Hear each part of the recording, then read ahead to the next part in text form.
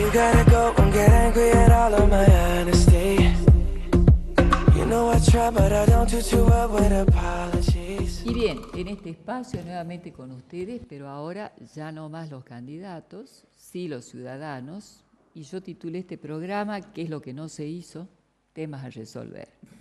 En realidad, cuando digo me parece que es lo que no se hizo, seguimos tal vez peleando por ciertas cuestiones como el ensanchamiento de la Ruta 34, repavimentación, nuevos caminos. Necesitamos que la coparticipación se vuelva a pensar. Había una promesa de trabajar en relación a esto y también de que sea equitativa con lo que cada una de las provincias le da a nivel nacional. Cada una de las provincias provee y después qué es lo que retorna para las provincias y de qué se está haciendo cargo ahora la provincia de Salta. Me parece que también han aparecido temas nuevos. Temas nuevos existían, pero se han agudizado. Por ejemplo, todo lo que genera el narcotráfico, la trata de personas, la violencia, cómo fue cambiando cualitativa y cuantitativamente en estos últimos años. Creo que los que vayan a representarnos van a tener que tener en cuenta un mundo con muchas aristas. Conversábamos la semana pasada, precisamente con uno de los candidatos, que es Roque Rueda, por la Unión Cívica Radical, y él traía a colación la reacción masiva cuando desaparece y cuando además es torturado el hijo de Bloomberg. Y a mí eso me produce un gran dolor porque digo, no ha sido el único y no se detiene este proceso en donde pareciera que se normaliza la violencia y la desaparición de jóvenes y vemos que los diarios y que los medios y que las redes documentan permanentemente este tipo de delito imperdonable, que ni siquiera uno puede compararlo con la esclavitud de hace muchos años, porque tampoco tiene esas características. Este y otros temas con los invitados después del corte.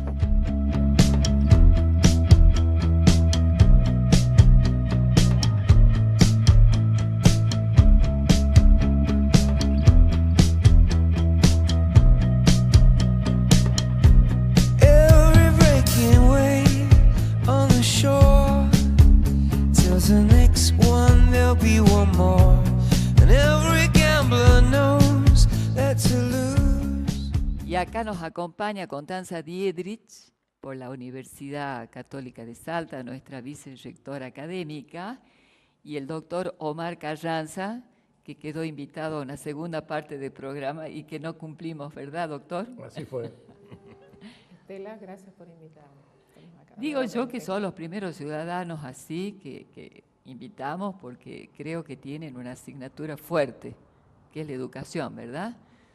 Y tal vez a Omar, así puntualmente, yo le preguntaría cuál es su punto de vista sobre algo que nos impacta y es la falta, digamos, tal vez de introyección de la ley, porque las leyes están escritas, existen. Lo que pasa es que a veces me da la impresión de que no funcionan como uno espera que funcionen y no se hacen sentir en la conducta, en una democracia, de los ciudadanos y de los funcionarios y de quienes representan en esta democracia, ¿no? O sea, esto es un punto de vista particular, ¿no? Da la impresión que no opera la ley. ¿No opera la ley o no operan los que debieran hacer cumplir la ley? Primera pregunta que me haría. En segundo lugar, si la ley no opera, no sirve como de referencia, de pauta de conducta para los ciudadanos, o sea, no guía sus conductas, quiere decir que tenemos que ponernos a trabajar en algo mucho más profundo, que es verificar los contenidos de cada una de las normas y que si son o no la referencia directa de la forma de pensar, de la forma de valorar que tiene la sociedad respecto de los contenidos que ellas tienen. Puede ocurrir de que a veces las leyes no sean lo que la sociedad tiene como aspiración de realización. Es decir, la ley no sea algo representativo para el ciudadano. Y otras veces puede ser que sea representativo, pero no se la cumple, los operadores del sistema no la hacen cumplir, y entonces se produce un desaliento, se produce un desapego de parte del hombre común hacia las normas. El problema, desde una u otra arista, es que tenemos una especie de anomia hacia las leyes, es decir, vivimos sin reglas, o respetamos muy poco las reglas, lo cual una sociedad anónima que no respeta reglas es una sociedad que está en peligro de desarticulación, en peligro de no respeto de los derechos del otro, las instituciones están vaciadas, hay un alejamiento, yo diría, emocional e intelectual del hombre de las leyes, sí, se ha alejado de la ley, y puede ser por uno de los dos factores que enuncié al comienzo, y entonces esto es grave porque si las normas que se dictaron para hacer posible la realización concreta de la persona humana en todas sus potencias, todos sus derechos, no se respetan, quiere decir que el objetivo primero del Estado constitucional de derecho, que era ponerle un límite al poder para que fueran respetados y ejercidos en plenitud los derechos fundamentales de la persona, estamos en un problema seriosísimo debido a que el objetivo primero no se está cumpliendo. Entonces, uno advierte que el Estado constitucional actual está siendo dejado como de lado, los comportamientos voluntaristas pueden más que lo que significa la norma o lo que ordenan las instituciones. ¿Qué sería exactamente lo que acabas de nombrar como voluntarista? Claro, que yo hago lo que a mí me parece que debe hacerse al margen de lo que indique la ley. Lo que yo digo es lo que se debe hacer. Y la ley a lo mejor dice otra cosa. Con lo cual quiere decir que yo impongo como ley mi sola voluntad. Cuando no es así en un Estado constitucional o un Estado legal, un Estado de derecho que se basa en el imperio de la ley, casualmente, para que no ocurra lo que acabamos de decir, se estableció la ley. Así se decía, me acuerdo, en 1853, Juan María Gutiérrez, uno de los hombres de la Constitución, de la Convención de aquel año, se terminó el gobierno de los hombres y comienza el gobierno de la ley. Es decir, basta de depender de la voluntad omnímoda de un ciudadano o un gobernante de turno y ahora lo que gobierna es la ley. Una descripción de conducta general válida e igual para todos.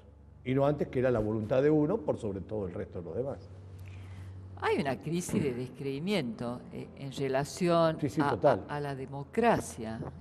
A todos. De pronto estábamos investigando, que realmente le agradezco a los colaboradores que la Universidad Católica de Salta y la generosidad de esta gestión de la universidad nos permiten acceder a una información que son ellos. Acá el señor David van Rijbronk es un belga que ha publicado un libro que se llama La democracia ha llegado a su límite.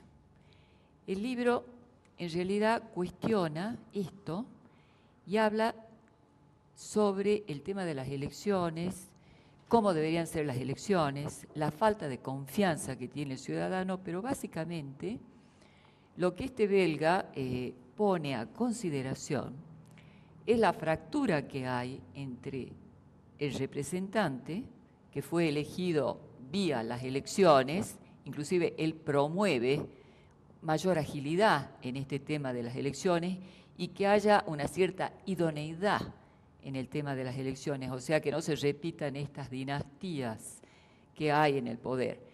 Pero también él advierte sobre un tema que yo creo que esto quiero poner también en la mesa, el valor que de pronto adquieren los medios cuando hay una crisis de representación en las democracias y cómo los medios empiezan a tomar un rol que de pronto le correspondía tenerlo al que en ese momento representa en una democracia. O sea, la falta de confianza, el descreimiento en los gobernantes trae aparejado la aparición de referencias mediáticas. Pero, oh, qué interesante, los medios, ¿quién regula los medios? Hay una ley de medios que fue muy cuestionada del gobierno anterior, pero fue cuestionada en esa situación porque eran dos grupos de poder que ustedes recordarán fuertes, ¿no es cierto? Pero también había algunas cuestiones que son muy interesantes rescatar, que era la regulación de los medios y cómo se iban a constituir en cada provincia, y tenía que tener cada provincia y a nivel nacional representantes de las universidades, de los ciudadanos, de la educación y del Estado. Eso que yo sepa no existió, no opera. Entonces, siguiendo con lo que dice Omar, creo que viene también a esto del desapego a la ley, se le suma el apego a otros organizadores del lazo social, ¿no? ¿Querés que te inserte una postilla de eso? Noviembre del año pasado, diciembre, se hizo una encuesta, bueno, como toda obra de encuesta y demás, creíble o no. Y en cuanto a qué le tenía más confianza el ciudadano en este país, el 70% dijo que a la prensa, a los medios de difusión masiva. ¿Sabés cuánto dijo que le tenía confianza al Poder Judicial? El 18%. Para que vos veas lo que estabas diciendo, de cómo la prensa, como una apreciación de a qué le tengo que creer, sí, tiene muchísima más que una institución, que sería la encargada de poner en caja a todo aquel que no cumple con la ley, le tiene más confianza a lo que diga sobre ese tema la prensa que lo que diga el propio Poder Judicial. Eso te está diciendo lo desacreditadas que están las instituciones, digamos, constitucionales. Claro. Ahora, vos sabés que yo creo que en este tema, lo que vos decís, a mí me parece que lo que hizo la prensa es documentar la corrupción.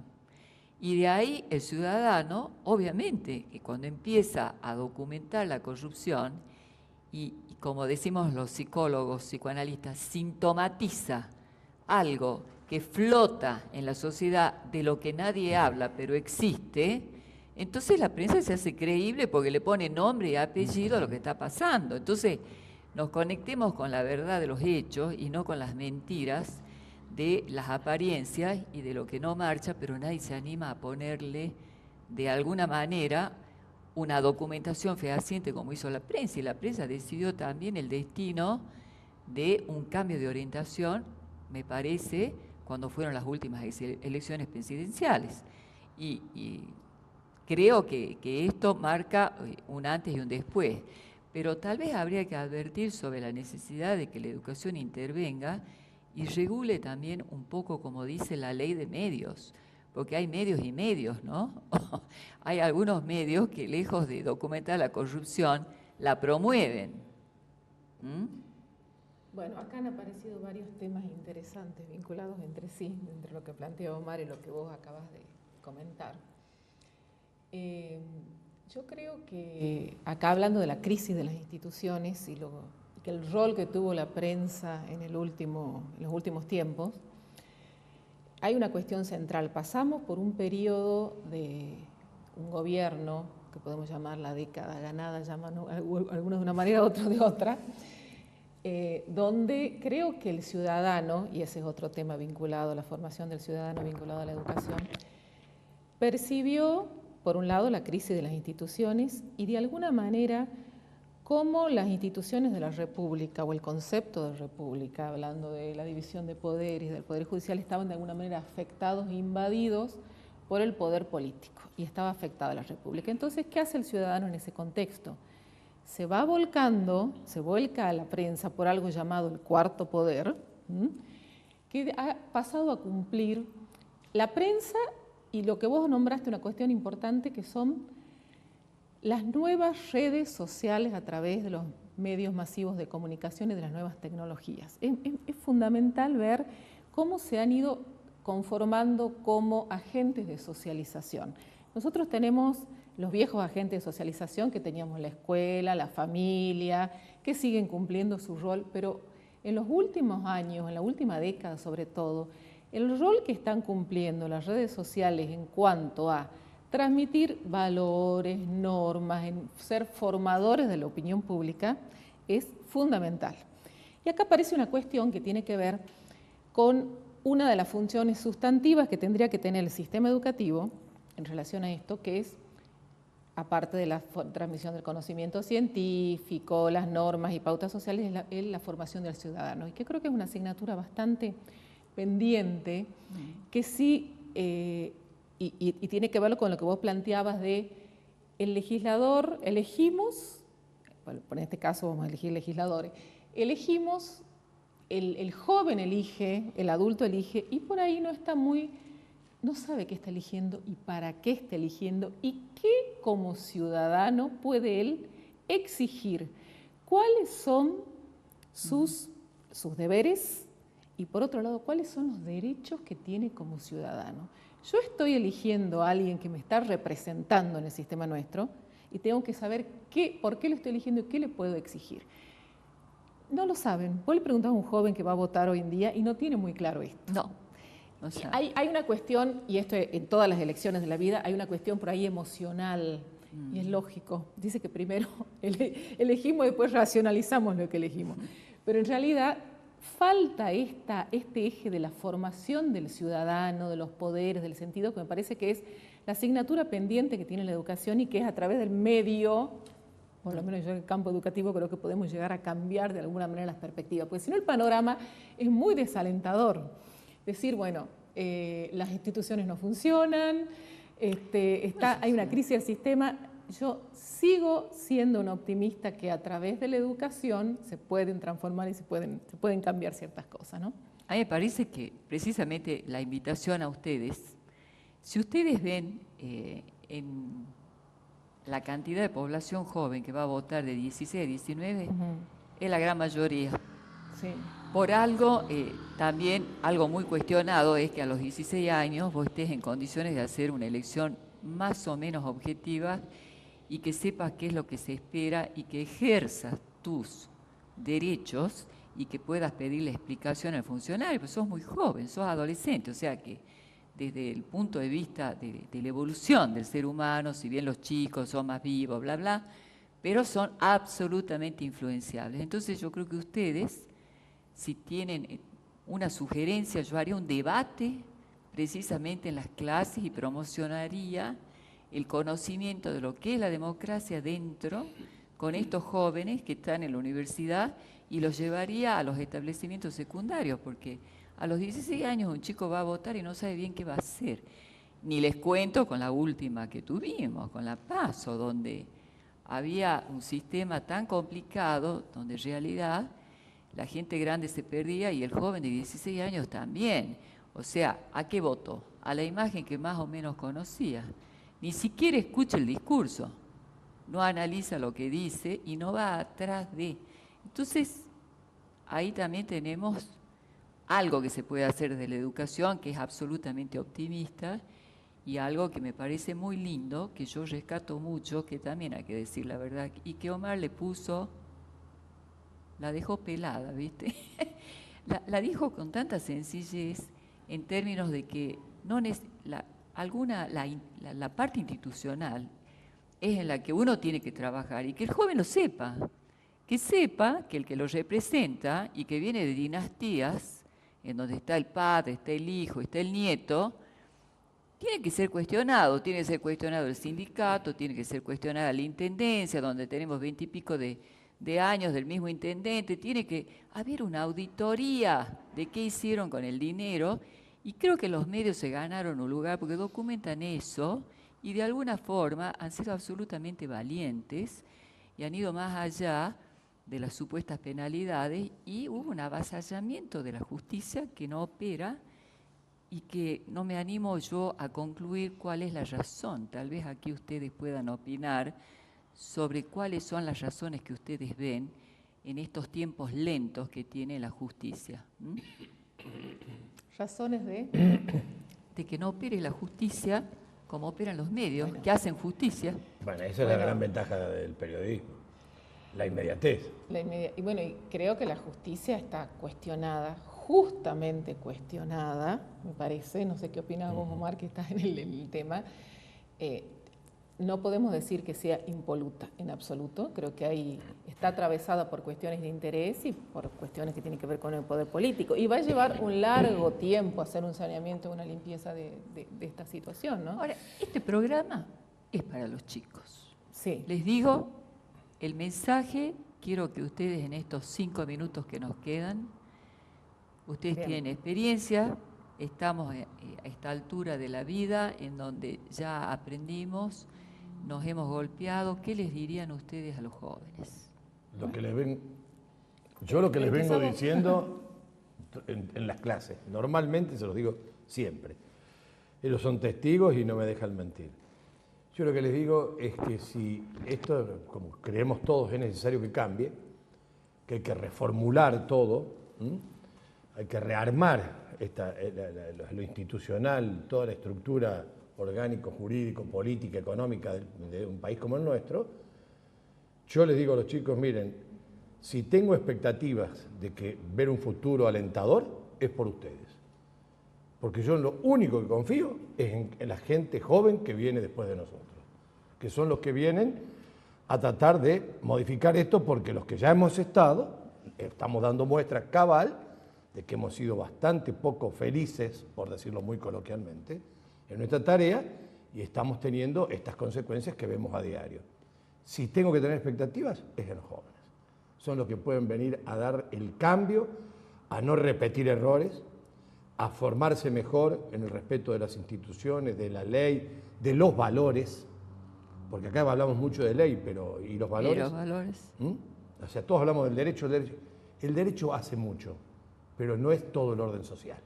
No, claro. Entonces, porque es parte del orden social el derecho, pero una gran parte de ese orden social está dado por la conducta que genera el seguimiento, acatamiento de valores. Si eso no es así, con la ley sola no vamos a tener evidentemente solución acabada de los problemas. Y eso se lo digo a los chicos. Ellos para mí son la reserva que puede dar un paso de transformación a la situación que estamos atravesando actualmente en todo lo que estábamos conversando. ¿Y Constanza? Bueno, yo, complementando lo que plantea Omar, coincido con que el futuro y la transformación de un país está en manos de ustedes, los jóvenes, y les diría, sobre todo, comprométanse. Es fundamental, importante el compromiso con el país, con el destino, el compromiso político, la dimensión, ustedes están en un proceso de formación de la identidad, una dimensión importante de la persona es la dimensión sociopolítica. Entonces me parece que por ahí el compromiso de ustedes en decir, me formo como ciudadano, soy consciente de las decisiones que tomo, soy consciente de que aquello que elijo tiene una consecuencia para mí y para el futuro y para todo el país, me parece que es una cuestión central. Nosotros estamos viviendo en este momento una situación que creo que sale en todos los medios, que es la toma de los colegios en Buenos Aires. Por un lado, acá aparecen dos cuestiones en juego, los deberes y los derechos de los chicos, ¿no? Por un lado uno dice, bueno, están actuando, están ejerciendo un determinado rol, ahora hay un límite, ¿sí? ¿Hasta dónde llega mi rol?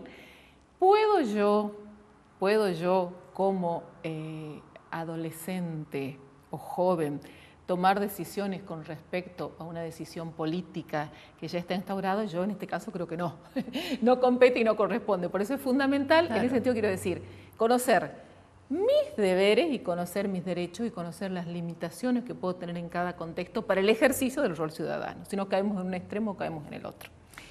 Yo le haré una última puntuación y les agradezco muchísimo. No saben el valor que tiene el aporte de ustedes y es lo que a mí me asusta, les diría a los chicos, abran el juego, porque hay un principio de realidad y hay un principio de realidad virtual. Cuando yo digo el principio de realidad virtual, chicos, ustedes se conectan a través de las redes y a veces nosotros en esta historia, porque pertenecemos y venimos de un siglo pasado, pero no por eso dejamos de dimensionar que ustedes están viviendo en la red cuestiones que sus padres no tienen idea. Les hago un pedido, abran el juego y lo tienen que abrir con sus padres, lo tienen que abrir con el profesor confiable de la universidad, del colegio, conversen sobre lo que ustedes viven a través de las redes. Porque hoy ustedes se refugian en las redes y el principio de realidad, ese que te ocurre a vos, cuando te toca el frío, el calor, el mañana, eso, lo que es la realidad, no es igual al principio de realidad virtual que viene mediatizado y que es muy útil, que es fantástico, maravilloso, pero que también esconde a veces grandes mentiras, como por ejemplo las deep web. Entonces, abran el juego, tráiganlo a las clases de la universidad, llévenlo a su casa, compártanlo con sus padres. No se queden y no se refugien en esto, que es como una especie de nicho donde yo veo que ustedes se aíslan y hacen de cuenta que están viviendo la realidad cuando en realidad están viviendo algo que es virtual. Ese sería mi consejo. Muchas gracias, Gracias, la poeta era muy por amable. acompañarnos. Y a ustedes hasta la semana que viene con otro grupo de ciudadanos, que hay muchos. Hasta luego. You gotta go and get angry at all of my honesty. You know I try, but I don't do too well with apologies.